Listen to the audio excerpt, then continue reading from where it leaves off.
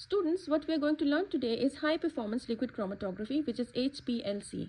Students, the stationary phase in this case is non-volatile liquid like long chain hydrocarbons liquid bonded on a solid support like small particles of silica.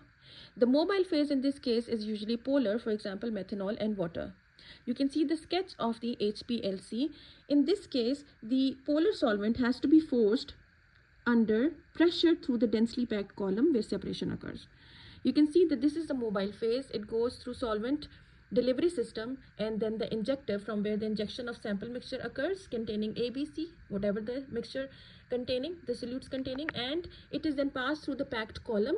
It is the material is separated from the column and then goes to detector and recorder where the concentration is determined. And here the waste is collected. Okay, so recorder records the retention time. Basically, what happens is the tiny solid particles in the column have a very large surface area over which partitioning occur, resulting in excellent separation.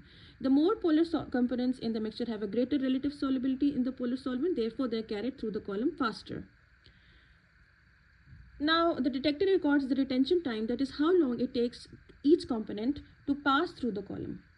You can see that this is the graph. This is the recorder response and this is the time per minute on the x-axis. Now you can see that this is the whole graph. This is high performance liquid chromatography vitamin E from the investigation of chili pepper. Students, basically the area under each peak recorded is proportional to the amount of solute emerging from the column.